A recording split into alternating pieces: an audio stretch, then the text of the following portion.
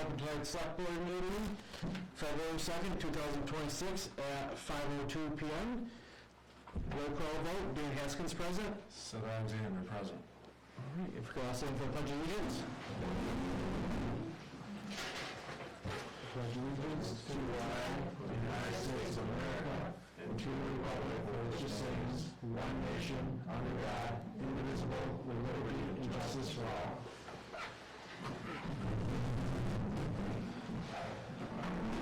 First up on our agenda tonight is approval of meeting minutes from January 5th. I'll leave those and read. All looks good over them? Did you have a chance? Stand over them, yeah. Okay, perfect. Motion to approve the minutes from January 5th. Second? All in favor? Aye. All right, first up on tonight's agenda, we have Courtney Morehouse of the Berkshire Regional Planning Commission to give us a presentation on the H&H study and the MVP Four Corners in the Brooksville Water District grant. So, Yes. Courtney, I'll turn it over to you. Okay, so we have completed a hydrologic and hydraulic study. What does that mean? Basically, a hydrologic study looks at how much rainfall comes over an area of land and then collects, and then where the flooding goes. It shows us where the flooding is during certain storm events. So a 6-inch storm event, a 10-inch storm event.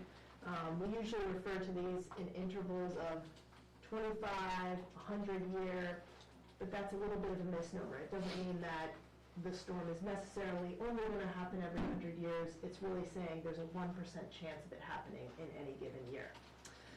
So this project looks over what areas are vulnerable to flooding and where that flooding might be, and then how we might mitigate it, especially around places of infrastructure like homes, fields, usable spaces, that sort of thing. So we have a draft of that study's results that show us where the study has shown us flooding in the Four Corners area. Sort of presented it for you too. This is sort of in general, and I'll sort of show this for you in the crowd. So the darker areas are deeper depths of flooding. The lighter blue areas are more shallow bits of flooding. And there's sort of some good news and some bad news here. And this didn't really come out, the printer didn't really show as much gradation as the computer image.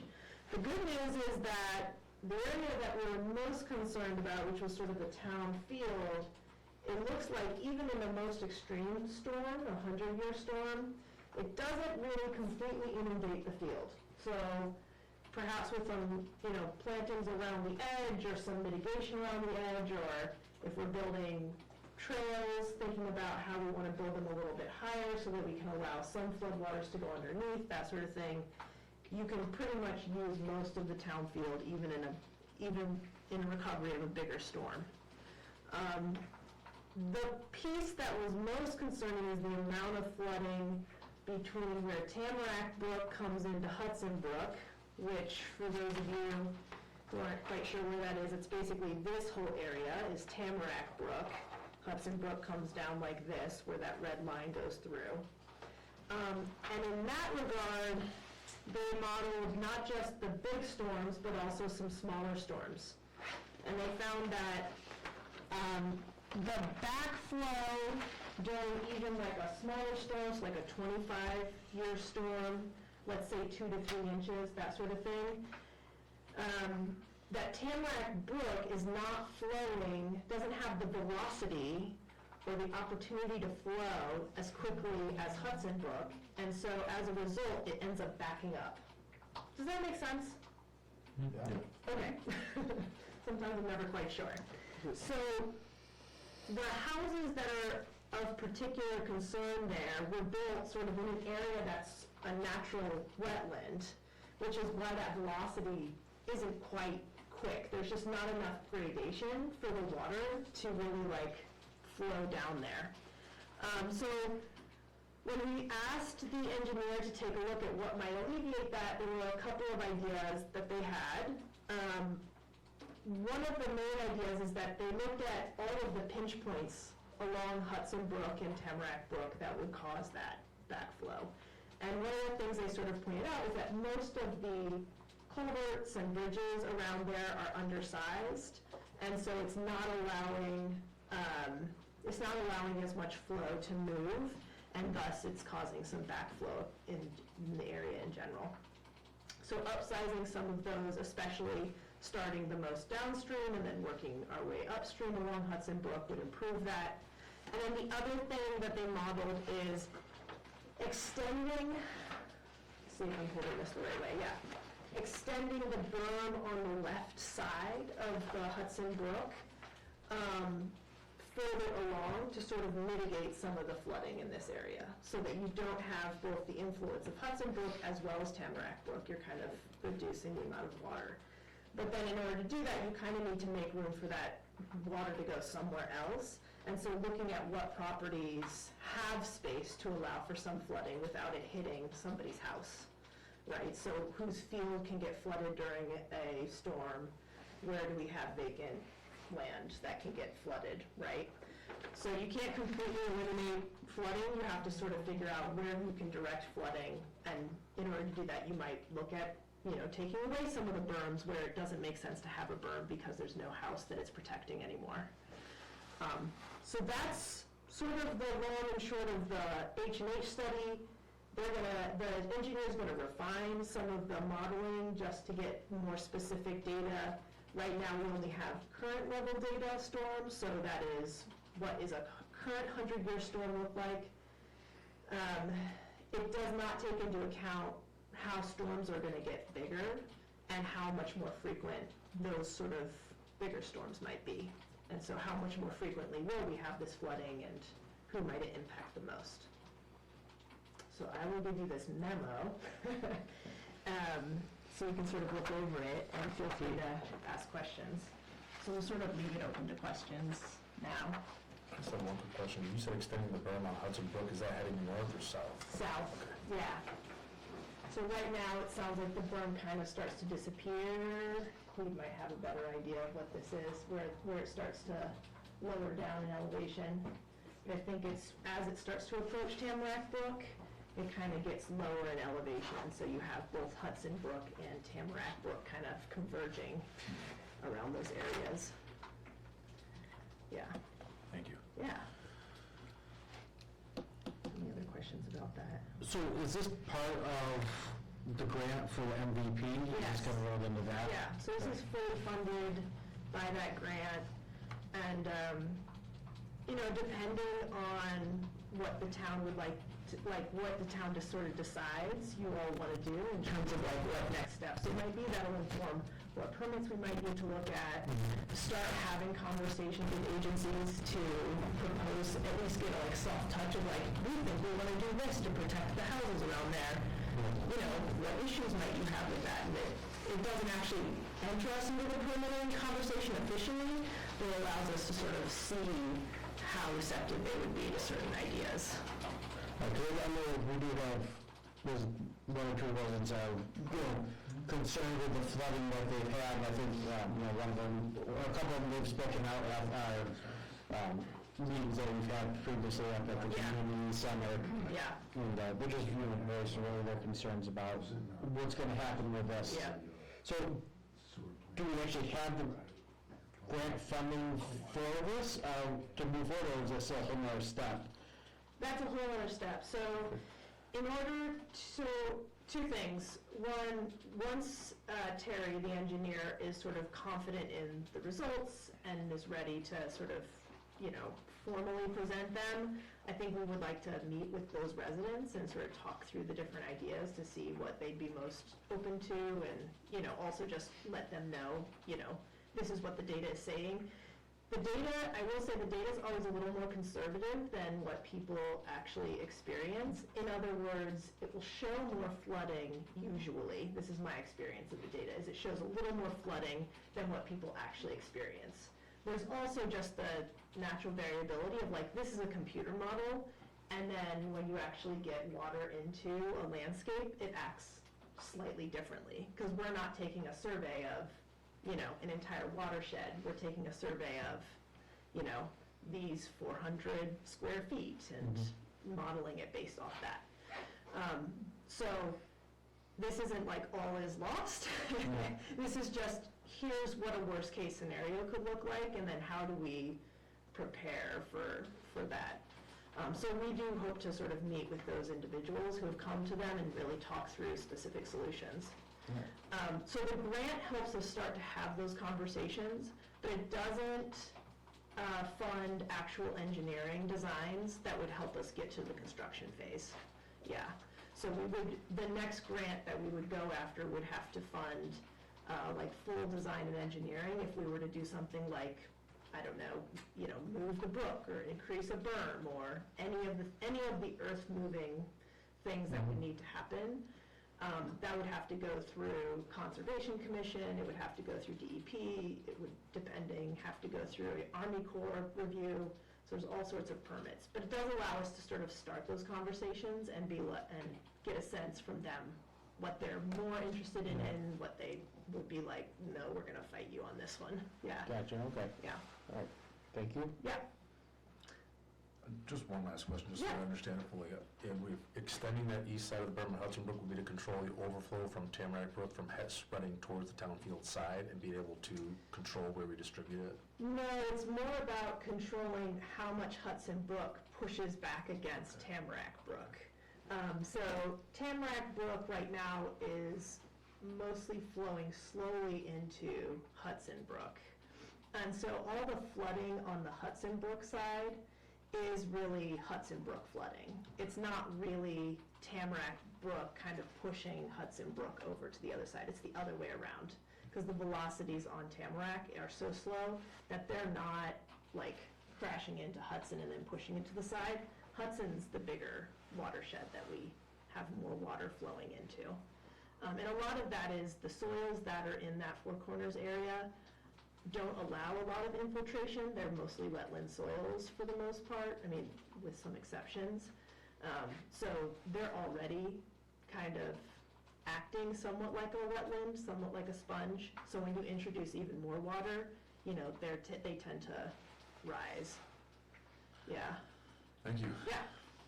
So the other piece of the project is the actual design plans around the Four Corners area. And the big thing I wanted to note here is that there's going to be an upcoming workshop for families to focus specifically on the playground portion of it. So these are being mailed out to everybody in town. If you haven't already received it, there's a postcard inviting people. We are looking in particular for families and parents with kids to give us input on how they would like the playground to look, where they would like it to go, what types of equipment would they like to see, what types of equipment wouldn't they like to see, any concerns with the design as it is in terms of like how close it is to parking, all of that stuff. So as a precursor to this, we've been working with an educational organization called Flying Cloud, which does science and art amalgamation sort of like in the classrooms, and they've been going into the classrooms at Clarksburg School and working with students. And as part of a precursor to the workshop, they gathered information from all 150 students, or approximately 150 students, about how do you like to play? Do you like to move your body? Do you like to play imagination? Do you like to just like sit and ponder the universe? Like, what is it that you like to do? And from that, the engineers are going to basically come up with some, at least initial ideas that people can respond to based on what the kids said, this is what I like to do. So those survey results are on the second page of this packet, just as a summary of like what kids have said, all the way from K through 8th grade.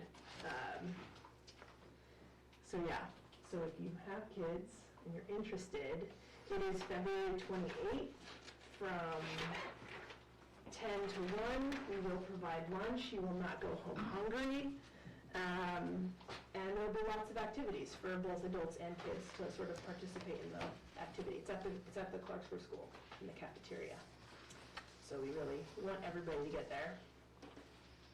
Any questions on the Four Corners project? That's kind of where we're at. We're still in the design phase. We're still sort of like figuring out all the pieces. But at the end of this 2-year grant, we will have engineered designs that we can then start to go, okay, what do we want to construct first, second, third, that sort of thing. So the actual construction will probably be phased based on what people want to see first, because it's going to be likely too big for any one grant. So we'll be looking at what all the grants are that'll help sort of fund the project. Questions? I got more. I got more. All right, so there's also two other projects that Berkshire Regional Planning is working with the town on. One is see that I stapled that one wrong.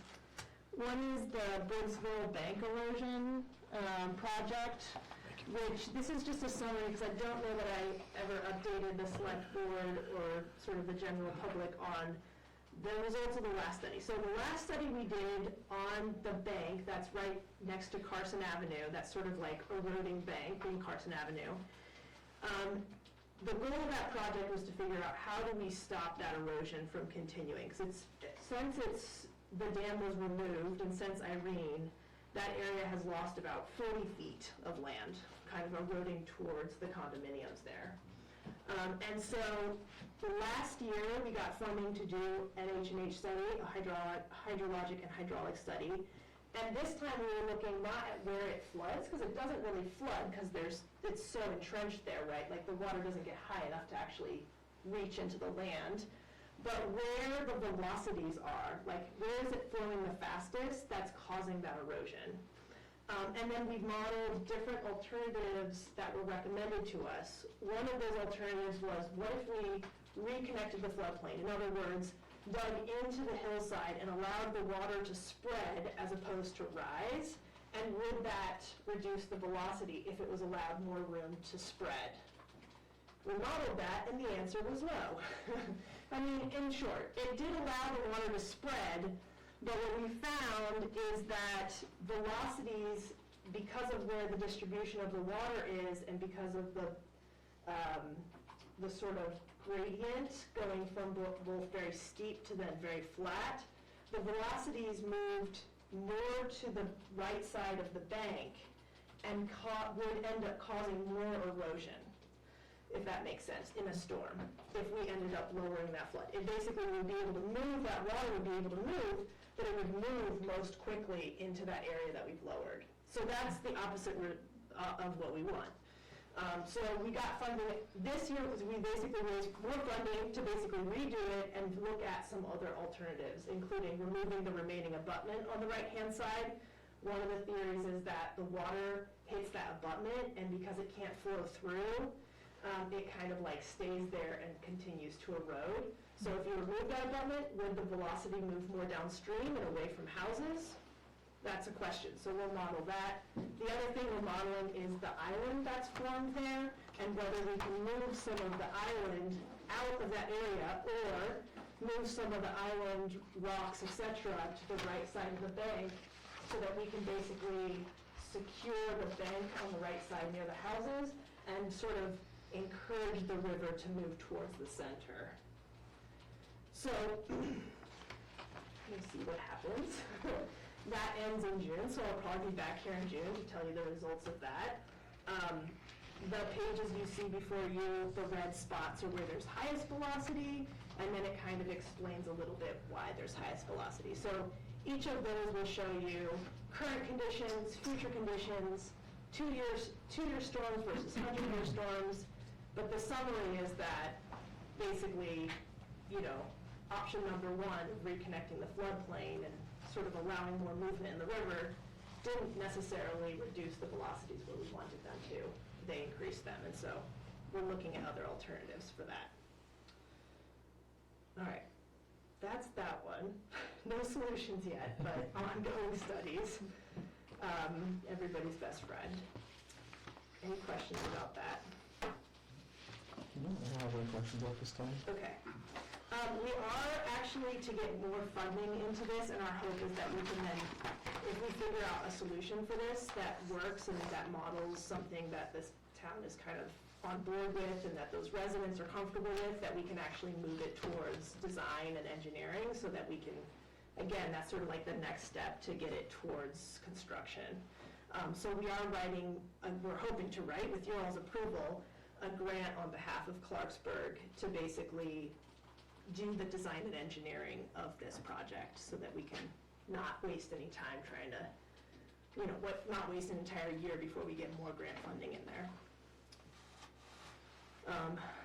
So for that, we would need a letter of support, basically supporting the project. Absolutely, I don't see that being an issue. Okay, cool. And then last but not least, I actually don't have much of an update on the brick grant, but the brick grant, for those of you who don't know, is a FEMA grant that we got before brick was eliminated as a program. We got a FEMA grant for this program to redesign the Briggsville Water District. And the key there being that because the plan was under the town of Clarksburg, it's technically Clarksburg's grant, even though the funding goes towards studying the Briggsville Water District. So there's a little bit of a nuance there in which the town of Clarksburg needs to do the procurement. And so I've put together an RFR for an engineer to look at that whole system. And coming soon, I'm hoping maybe mid-February, we want to release the RFR. And I'll be working with Ron on making sure bids come in, that sort of thing. So I don't know if we have questions or we want to discuss that anymore, but I think you would. We're going to have a meeting with her on Wednesday. Yeah, okay. So there's two grants that sort of cover those expenses. There's one for 445. Yep. And then there's one for 140,000, yeah. And that was to make up the difference Yes, on the right. So there should be no, I shouldn't say there's no match. FEMA has a match, but the town has covered it with a state grant. And so right now, the town isn't spending any money.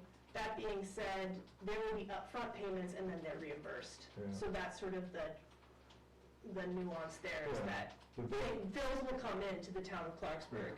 Somebody will have to pay them. The town will have to pay them, and then the reimbursement will be written. And VRPC is there to sort of help you write the reimbursement so that FEMA will reimburse the Yeah, town. the big problem there was we didn't have an agreement in place. Now we have an agreement in place, so and I had to do a lot of explaining along the way because everything was stalled. Right. And that was your concern too. So everything now has been taken care of on lawyer side and Great. everything else. So it's all signed off on and we're in a good spot. Okay, good. But again, it's just the people on the other side didn't realize what was going on. Yeah. So. Yeah. Great. All right. Those are the three projects that I'm working on. And then I know that there's other projects that BRPC is part of, but any questions from anybody? I appreciate all your work, put into all projects here. Continue to work with Clarksburg, hopefully we can get some of these in the ground. You know, it's a lengthy process of plans on plans on plans. But, Sure, we can plan this with each other. We'll do that. Absolutely. Great asset for our community. cool. Yeah, thank you, Courtney. Well, feel free to get in touch anytime if you have questions. Thank you. Thank you. All right. Next up, we have Martha Taylor of the Clarksburg Agricultural Commission to speak on Chapter 61A Agricultural Land Withdrawal Process. All right. So, printed out a copy for you. I don't know if you have one or not. Yes, I did put out the one that you sent me, so I just have one here from me. So, the state recently did a farmland action plan, which was the Department of Agriculture looking at all farms all across Massachusetts. And they took information that they gathered and realized, you know, like how many acres are used for hay, how many acres are used for pasture, forestry.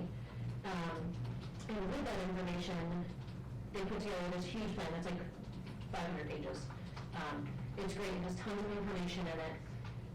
Within that plan, they kind of asked agricultural commissions to kind of work through this checklist. So they gave us kind of like a broad list and said, like, you know, go through your plan, make sure you have an inventory of all of your farms, make sure you know who your farmers are, and just like basic information. Some of the things that were tasks on there were making sure things like Chapter 61A entry and withdrawal were really clearly laid out for the town to make it really accessible for people who are in 61 or looking at 61 to get in or get out of it. So that's basically what you have in front of you is the procedure through the state, but it's written out. So I guess it would be kind of like a roadmap for someone who is looking to remove their farmland from 61A, 61, 61A, or 61B, and the process that they would do it. So it's nothing really new. There's no like changes or anything. It's just the actual written procedure as to how the town would go about doing it. So, if I may, No, go ahead. so say you had farmland under 61A, Yes, and someone purchased the land, yes, and they wanted to take and develop it into houses. yep, Is that what you're talking about? yes. So when you enter 61 or 61A, you basically give up your developmental rights for that piece of property, saying, I'm using it for agriculture, I'm using it for forestry, I'm using it for recreation. The town gives you a tax break, and the land itself is protected. When you decide, if you ever decide to remove that land from any of those categories, this is the procedure you have to take Okay. to get out of that tax bracket and just become like whatever zoning is in the area. Okay. There's a lot of information in there, there's a lot of steps, but I think it's good. I think it's a good way, as a landowner, to see what, if you wanted to remove your farm from a property, the steps you would need to be taking. Yep, so I think that's it. Anybody else want to say? So is this any different kind of with the current, I guess we don't really have an adapted plan, I'm assuming, right now. Right, so most towns, cities, don't have anything in place. It's always just kind of been like, you just kind of do it and go along with the motions, and I think it's part of this farmland action plan to get these procedures in place so they're really consistent, kind of all throughout the state.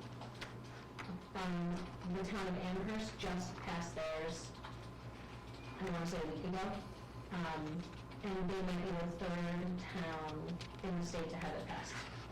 So it's very new. Like getting these like up and coming.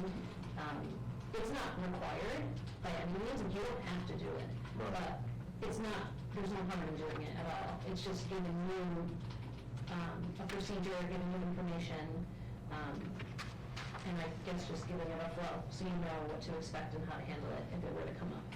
Okay.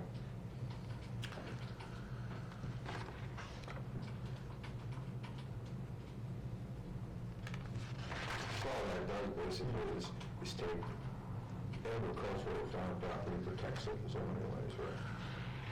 It gives, so if I were to take my farm and say I wanted to sell it to Trish, who didn't want to, she wanted to build houses on it. Yeah. We would have to go to the town and follow that procedure. So it would have to go through the different boards, and they would have to review it and say, you know, how is this going to implement this? How or affect this? How is this, you know, like what? That's if the town implemented it, correct? It doesn't matter if it's not in place. It's already in place. Oh, okay. Like it's already a procedure in place. Okay.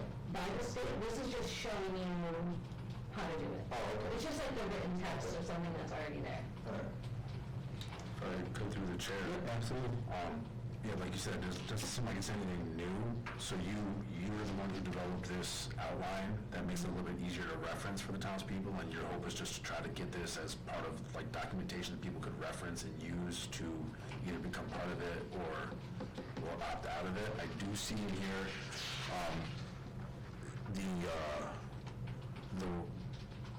the steps to, if you were going to sell or wanted to get out of it. Does this also include, I might just not be seeing it, but how to become part of 61B in here, the steps? So that would be a different process. Okay. That would be a paperwork from the tax assessor. where they send you a form, you fill it out, you attach your Schedule F, which is like your farming tax paperwork, showing that you make a certain amount of money each year, specifically for farming activities, and that's how you get approved to be in Chapter 61. Okay. 61A or 61B. Okay. So it's, you know, this is a different procedure, but there are procedures for that as well. So I guess do we have a procedure in place for entering in right now? Gotcha. Also on So we're working on the exit round now. the exit is more detailed than the entry one, so we thought we would start with the hardest one first. Because why not? Tackle the hardest one first. Nothing wrong with that. Nothing wrong with that. So we modeled this off of Amherst, Ashburnham, and there's another town as well, but I cannot remember who it is. So we looked at all three of theirs and kind of pulled everything, like all of like the information that was needed, and created a document from all of those. If I could ask through the chairs, you hope to get this maybe online and posted down here for people to use, is that the goal? Yeah, that would be the goal. So I think it would come at a time when someone would want to withdraw their property. So you, the select board, and all the other boards would have the information at hand, so they could say, what do we need to do to make sure this, you know, runs smoothly and, you know, so it doesn't hold anybody up. There are time constraints through the state when someone wants to withdraw, so that's an important part of it too. So making sure, like, you know, the, you know, select board knows they have 90 days or whatever the time frame is to like make sure that they get all their boxes checked off. And same thing for the homeowner or the farm owner, making sure they know what to expect in the process. Just curious, you know how many parcels are in Chapter 61? There are 5 right now. 5 of them. I think this is something that, but before we adopt it, should we have legal read through it before we, how do we make a motion? Bring it back for the board, to look over. I'll give it an opinion. Okay. Yeah, we can do it, kind of really read through this a little bit more before making a decision tonight on it. Absolutely. I know Amherst sent theirs to legal and had them review it, and we just got it back and approved, kind of in the, I guess, like the same amount of time. You know, they had it looked at and everything was pretty good. So now that it's like an official procedure document, I can see if I can get a copy of that and send that to you so you guys can review that as well. Yeah, that'd be great. I just, you know, if we're adopting something, you know, this much too, I just want to make sure we're dotting I's and crossing our T's before moving forward with it. Absolutely. You know, that's something to I'm fine with that, that sounds good, and we really thank you for all the effort you put into us and all the work you're doing on the Agricultural Commission. Angela says she's sorry she can't be here. Okay, we understand. That's stuff. Someone's got to stay home with the kids. Like, I have 400 things to do. And those things are very well put together, so Thank you. we'll definitely revisit it after we have legal take a look at it, and then we'll move on to the next agenda once we go back on that. Yeah. If you have any other questions, let us know. I'm happy to answer best we can. Excellent. Sounds good. Thank you for the information, Aaron.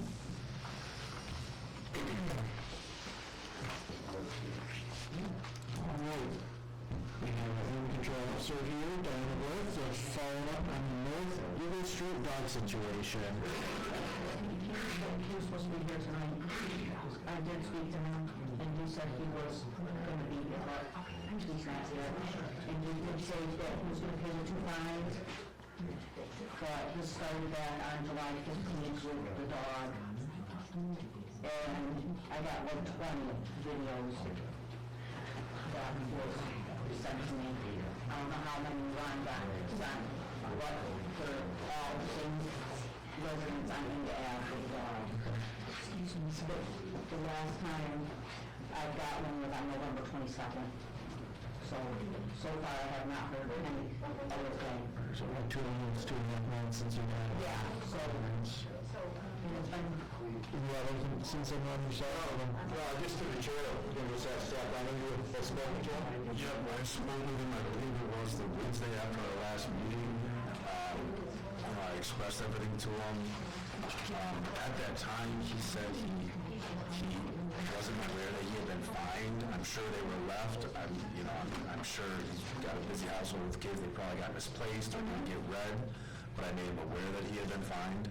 He was very receptive. He understood. It sounds like the dog is just very hyper and good at getting out.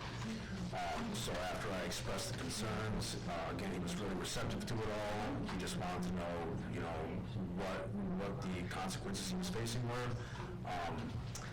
And he did say that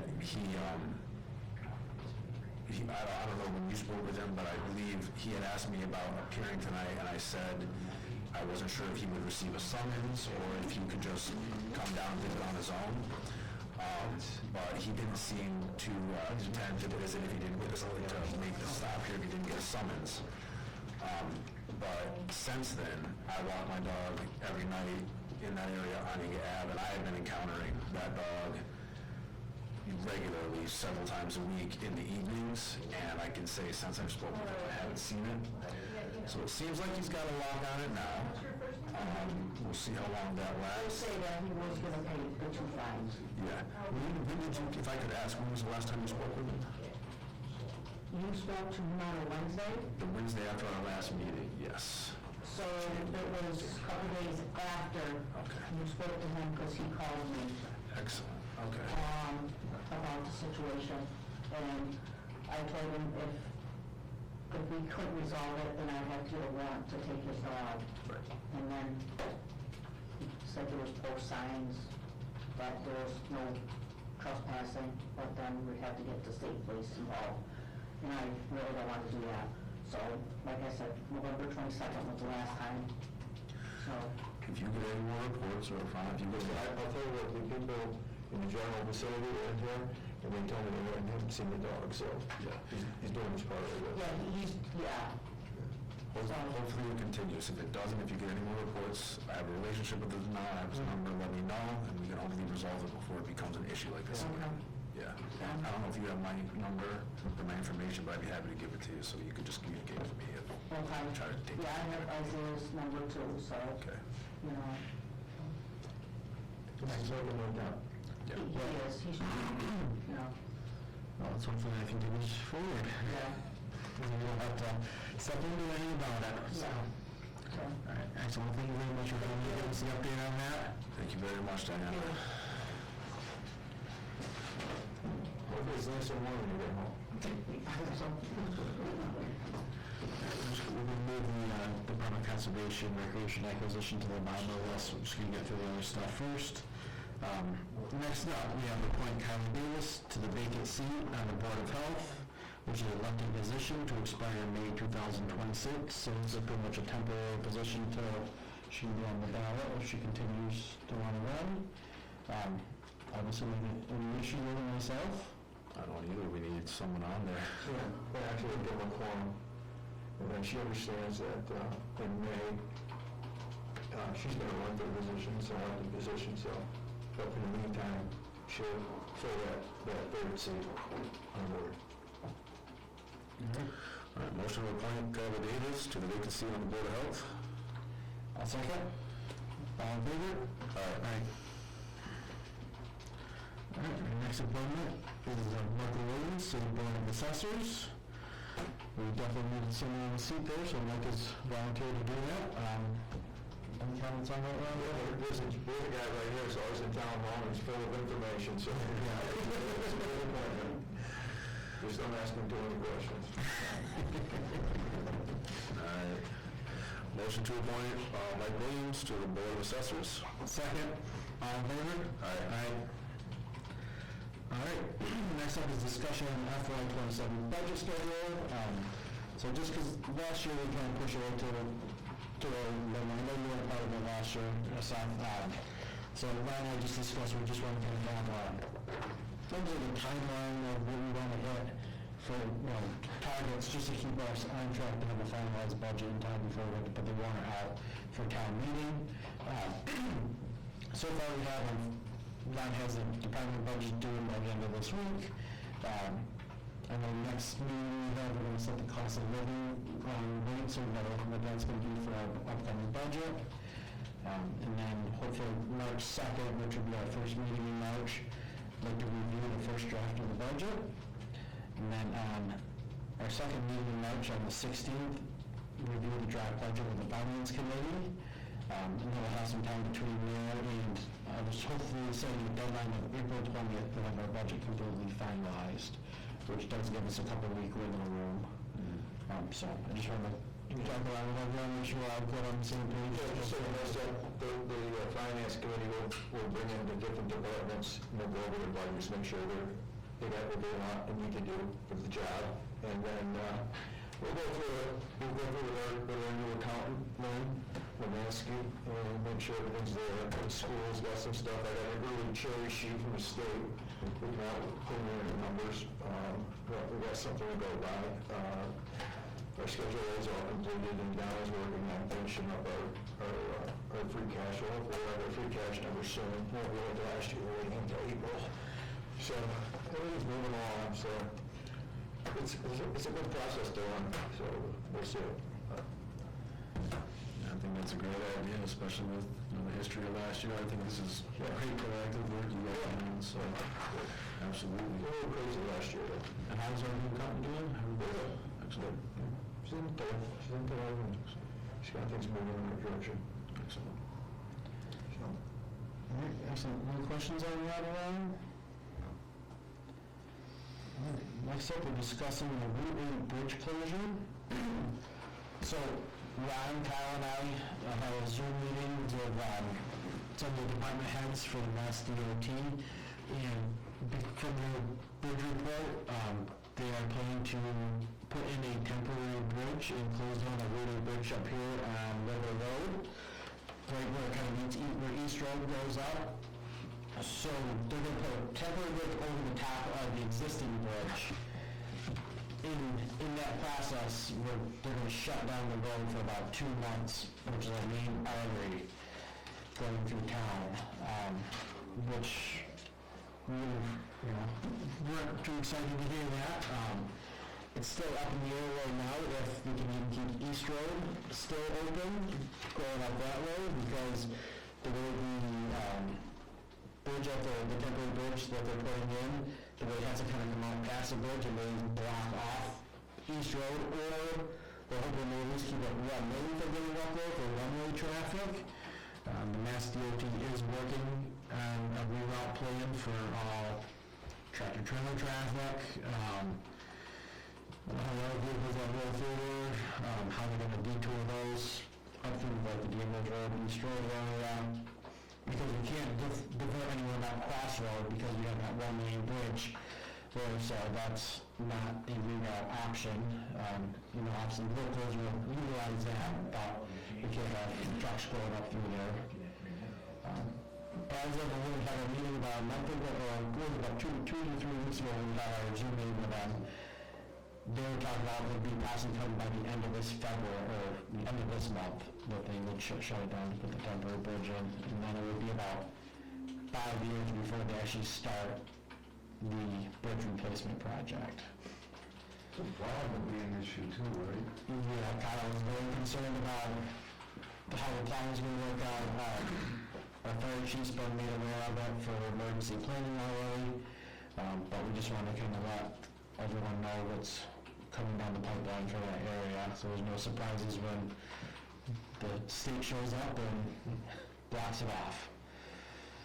So that was a big concern, because East Road, just for emergency vehicles and town vehicles, they were hoping they could leave at least one lane open. And then the plan was, by the middle of February, start putting that temporary bridge in. And they were talking about which side they were going to go to. They were going to go toward the King side or the other side, right? And I'll figure that out. I reached out to Francesca down at the state today, and I said, "You have any idea where you're at?" And she says, "No, we don't have any idea. As soon as I know, I'll let you know." That East Road's important. especially for, they say for emergency vehicles, and stuff like that. One good thing came out of this for us, the Middle Road Bridge over Hudson Brook, which is our bridge. We were gonna have to repair it out of our pocket. The state now is gonna fix it for us. So I got an email here from her, the bridge in the community has been selected for this program with Mass DOT, we taken over its advertisement and construction. So it's a good, Fix it after the bridge is down, so it's technical. yeah, it's gonna be done right away, so, which is good, because the alternate route, that's where it's going. It's gonna go over the bridge. Yeah, so they're getting ahead of it now with this gonna be a traffic road that way, so they're taking on that project, which was our responsibility, which I think it's considered probably well over $100,000, maybe $200,000. Now we're going to come out of our Chapter 90 funds, so, you know, in one way, it's gonna be a pain in the neck to wait, let's face it, right? And, you know, so it does help the town in one way, that way, so it takes care of that bridge for us. And then Crossroad Bridge is on schedule. Hopefully they'll rush that a little bit for us too. It's on schedule. And this relay bridge is state responsibility, it's the state's bridge, so there'll be no cost incurred to the town for that. It's their responsibility to replace it. Just an inconvenience. And then we'll have construction on Lower Middle Road too, because it's gonna be all ripped up. No. So, well, I think we touched all bases on that. We have to get a job somewhere. Any questions on that, Wills? I don't know when they, well, I do, I guess I have one on the bridge on Middle Road. Do we know what the potential start date on that one is? They're up there all day. The state was up there doing their thing, so she'll keep me very involved on that too. Okay, Yeah, I'll let you guys know. thank you. Does anyone have any questions on that? Well, it sounds pretty early, right? We don't really have too much information, so I guess it's... We should keep us informed on that. The only delay is getting the temp bridge put in place. Once that's put in place, they'll be able to flow. You know, my concern really is that East Road entrance way, you know. Once the temporary bridge is in place, it's not a big deal. Yeah, it's just gonna be that, when you put the temporary bridge, you're losing it for the 2-month period that, while the temporary bridge goes in, which is a big tentative start date was mid to end of February, but Ron followed up today and made it, don't actually have a set start date quite yet, but. Yeah. They fix the bridge going off the Middle Road before they close off the bridge over here? No, they were in conjunction. Yeah, because technically that's not gonna be a reroute option, that's not their detour isn't through Middle Road at all. But I think they know it's gonna see a little bit more traffic, but, from our understanding, we're talking, the route's gonna be at like Walker Street to catch Daniels Road, then, East Road, and then all this traffic will kind of come back out to Woodland Road at the Bossard's Four Corner. They putting in red lights, like at Monsters Four Corner. It's gonna be a busy intersection and it's dangerous. Let's do it, so But you won't have the traffic coming from the rear area, up the road. But, True, that is something something to think about and mention to them, because I agree with that, it's a dangerous area. Brought that up during that call. I don't think we talked about, Lights. no, we talked about lights as if the bridge was a one-way, but we talked about actually at the four corners, because there'd be the intersection and traffic's kind of different back out. That's right. Well, we'll bring that up to it too. Yeah. When you're talking about the bridge that's gonna be one lane, is that the one on Middle Road? That's not good. We were discussing options with them for this bridge, I think we tried, we can just go one lane while we're working on it. I need to put a temporary bridge in, but that was not an option. Did they say why? I mean, you look all over, and they always have options of like keeping things open and workarounds. Is there a reason? Nothing they gave us, Couldn't find that out. Kyle's been throwing out some different options. Hey, can we do this? Is this an option? Because we really don't want to be shut down for any period of time. Even look at the future, in 5 years when we actually start the bridge project, what's going to what's gonna happen, so he's been very actively pushing hard to not shut down East Road fully, what can we do to not have a couple of hours, so we gotta try to figure out all options. Is it the main artery in town, shut that down? It's actually scary for emergency services. No, I agree 100% with you. Someone can't get to someone because it bridges out. Even one lane is like, Yeah. I agree. vital. 100% agreed. Next up, we have our town administrator updates. Yeah, quick and easy. As we all know, quick one, Town of Clarksburg this Thursday night, the 5th of February at 6 at the community center. We have a meeting open to townspeople to discuss the master plan, town master plan survey. It's open to the public Thursday night. Everybody get there if they can, looking for your ideas and input on that. So that's Thursday night at 6 o'clock at the community center.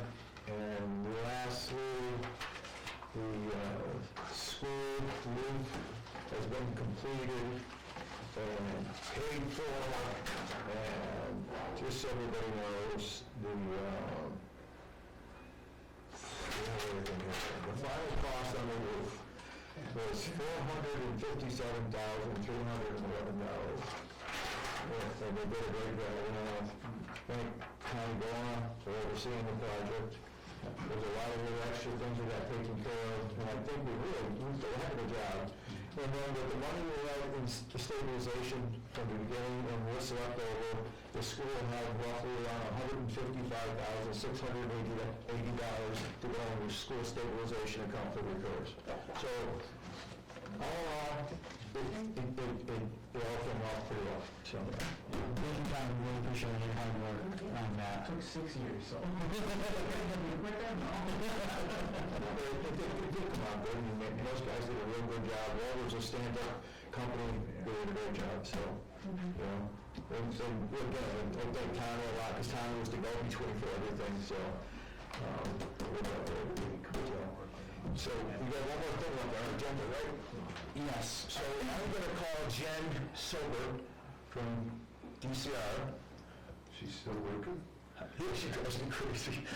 She called me many times today. I said, you're not driving here today? How come?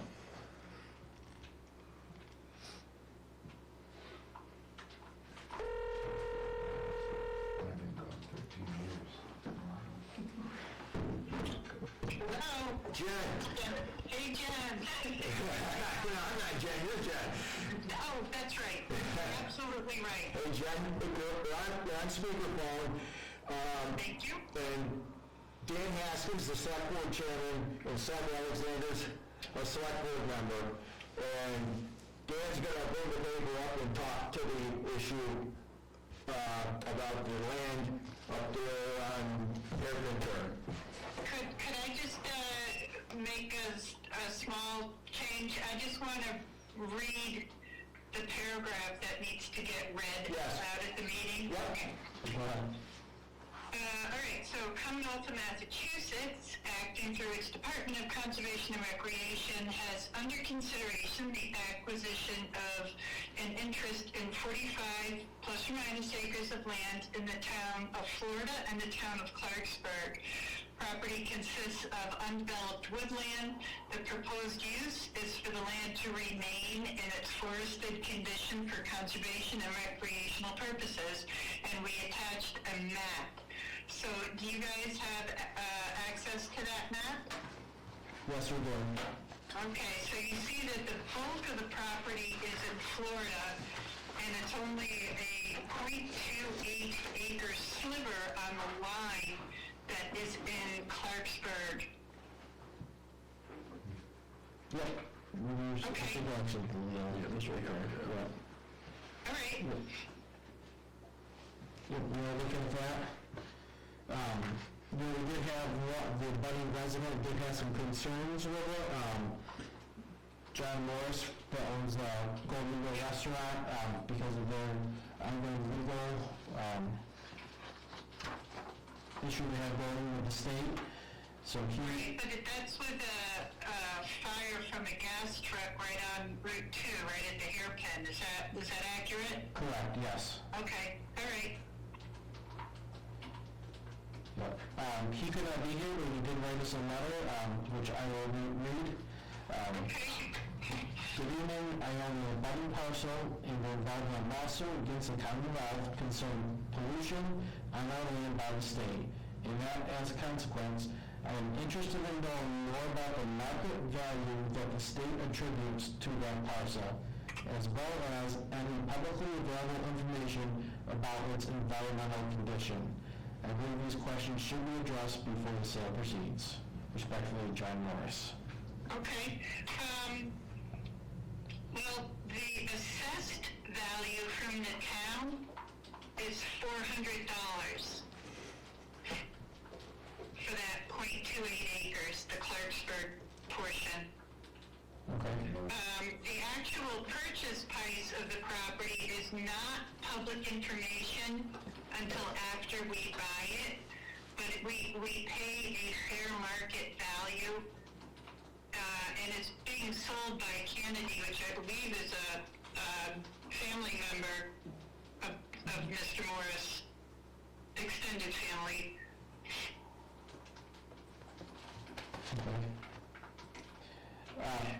The environmental conditions is, this land is upstream quite a bit. It's the top of the hairpin. So it doesn't, the spill that happened on the hairpin is well, big property that DCR wants to buy. I think that shows pretty evidently on the map that we attached with the announcement.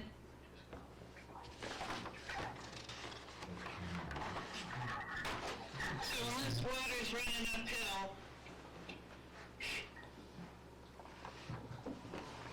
I don't think that the gas spill would have any impact on the subject land that we're interested in. It's just too far uphill. Okay. Now, I'm just curious, is there any time the state purchases anything from a private, another private person that we have to approve it? You don't approve it, we just read it out, we notice the town. We're required by state law to send a notice saying that DCR would like to purchase this land from whomever. What's really super redundant, I guess, is sometimes every once in a blue moon we buy land from the town and then the town has to read it at a town meeting that the state's going to buy land from the town. But yeah, it's a state law that we just have to notice the town. We have to tell the town that it's going to happen. Okay. All right, so you don't need any vote from us on this? There's no vote is necessary, just if you like, you could complete the notice similarly to the way that Florida did when they read it. I sent that to you, Ron. Yeah, I think it's in the packet, right? Yeah, it's in the packet, but honestly, I can just write a memo to the file and say, I can copy out the agenda that was posted online and attest to the fact that you allowed me to read it at town meeting, and so it's been announced. Well, I think that's fine. Okay, cool. And then you don't have to do any extra paperwork for it, so. Actually, we do have a resident here, Martha Taylor, who has a question. Okay. Hi, Martha. Hi. I just don't think you answered that second question. Not that appeals has anything to do with me at all. I just don't think the other question. What was the second? Environmental conditions? Yes, I didn't, if there was any information about environmental conditions. Well, it's clean as a whistle. There's no, often when we buy property, there might be an abandoned car or something like that. There's nothing like that on this property. There's no contamination records. I mean, it's kind of hard for something to spill onto the top of the mountain unless it comes from the top of the mountain. So there's no record of any environmental contamination at the top of the mountain. Okay. Thank you. Sure. Any questions on this stuff? This is Seth Alexander, Selectmen. I don't really have any questions. I was trying to understand, honestly, our resident John, the owner of the Golden Eagle, his real concern surrounding it all. I guess I'm gonna have to revisit that, but I know he was talking about there was a water source up there. Yes. So, it's not on the Clarksburg portion of the property, and it's actually, I think, south of the majority of what we're buying in Florida, but there is it's a gorgeous wetland on the top. And it drains into two brooks. One of them is Canyon Brook, which drains north of the Golden Eagle, and that's a brook that shows on the topo maps. And the other is an unnamed brook, which drains to the south of the Golden Eagle. So yes, there's a wetland on top, and those are the two areas it drains: north of the restaurant property and south of the restaurant property. Do you know if Mr. Morris, if they've ever experienced any flooding? He's never told me it was flooding, but he did say that was a magnificent waterfall up there. That was so beautiful. Yeah, it is. It's kind of neat. I mean, that's just, it's always a delight to come across a wetland that's at a higher elevation. That's just kind of unusual because water doesn't run uphill. But this is Seth Alexander, Selectmen again. I think I'm not, like I said, I'm not 100% sure about his concern, but in my mind, I'm wondering if he was concerned about possibly, I know that water source is probably dragging some of the pollution downhill, and I'm not sure if he had a concern about possibly the state diverting that, once they acquire that land, diverting that water source, so reducing existing pollution and being able to avoid any responsibility for cleanup.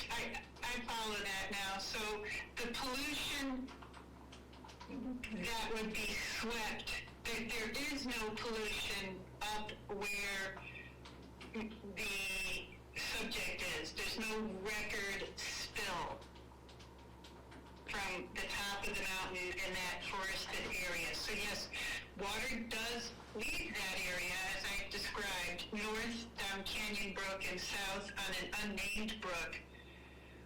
But the point at which it would be carrying pollution would be at the area where the gasoline was spilled. Affecting the water up top is not going to change where the source of that pollution is. Right, but if you reckon the water could limit the amount of pollution that's being brought down to like Daniel Road area?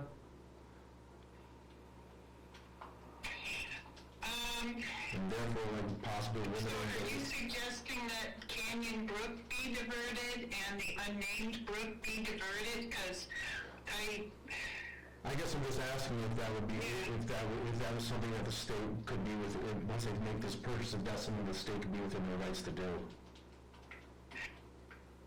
within their rights, I think that's, so we don't own Canyon Brook. It's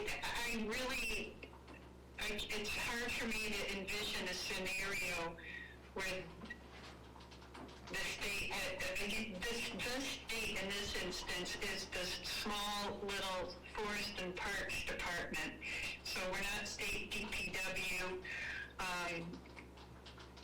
So the land management that will happen on this property going forward would be decided primarily by the land managers there, who are the park supervisor and the state management foresters. And in my almost going on 40 years, I don't think we've ever diverted a brook from the top of a mountain. It just, I think that's very remote possibility. Okay, thank you. All right, well, thanks very much for the time. I appreciate it. All right, Jeff. Does anyone have any questions before she comes off? All right, we're all set. All right, Jeff, thanks. Thanks very much. See ya. Bye-bye. So pretty much, I mean, we don't have any say, right? I mean, they're just pretty much notifying us that. It's only a smidgen anyway. Yeah, we're talking 0.28 of an acre, so. All right. Just down about a quarter. All right, I think that just about wraps up here. Any public comments tonight? No public comments? I'll make a motion to adjourn tonight's meeting at 6:07 PM. All right.